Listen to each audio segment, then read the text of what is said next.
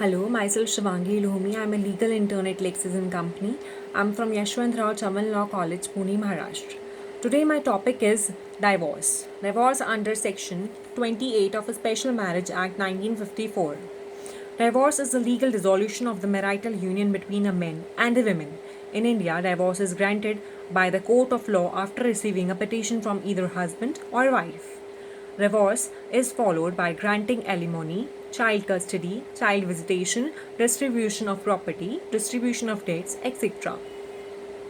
Though the jurisdiction of divorce changes varies, yet it can be classified as either no fault divorce, that is mutual divorce, or fault divorce. In some cases, the fault of the spouse may not be needed to be proved. The concept of divorce must not be confused with the concept of judicial separation. Judicial separation is the legal separation between husband and wife granted by the court on petition from either the husband or the wife or both. In judicial separation, the marital tie between the husband and wife continues to exist and neither of them enjoys the freedom to be remarried. Divorce must not also be confused with the concept with annulment of marriage.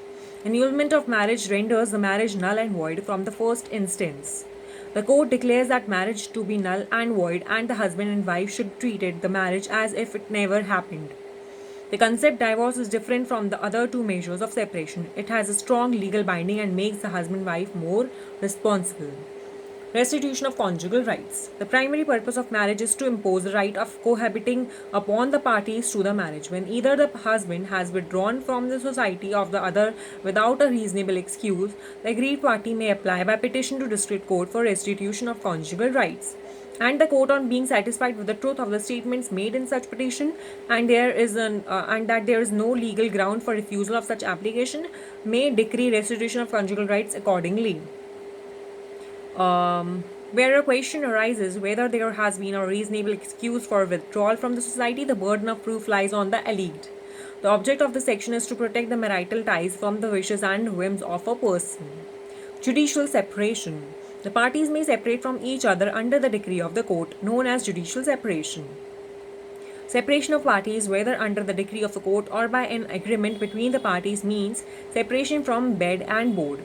And after the separation, the parties are not bound to cohabit with each other. Judicial separation can be allowed only if the marriage is valid. In a separation by agreement,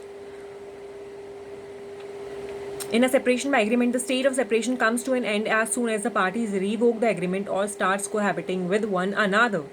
The object of the provision of Section 10 is to give time to the spouse for reconciliation.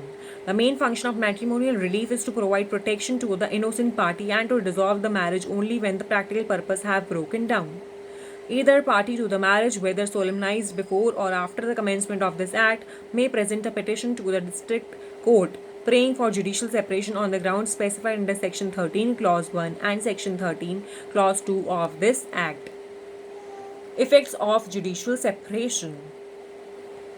Marriage is not dissolved. The rights and obligations arising from the marriage are merely suspended.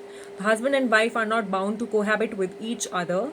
Alimony can be claimed by either party. If either spouse marries during the period of separation, he or she will be guilty of bigamy. The wife shall, after separation, be considered as feme sole, that is, an independent woman. What is alimony? Alimony is the amount paid to the wife by the husband after and during the proceeding of divorce for her maintenance.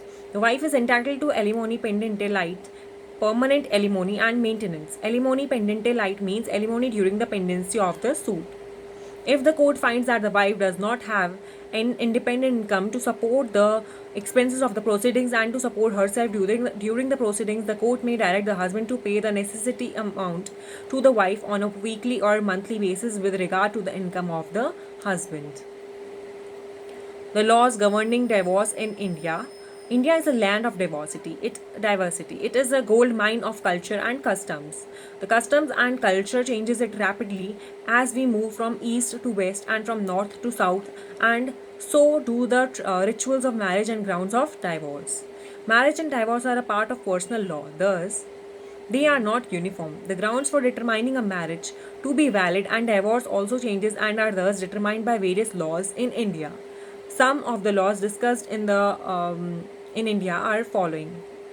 the Hindu Marriage Act 1955, the Special Marriage Act 1954, the Divorce Act 1869, and the Muslim law.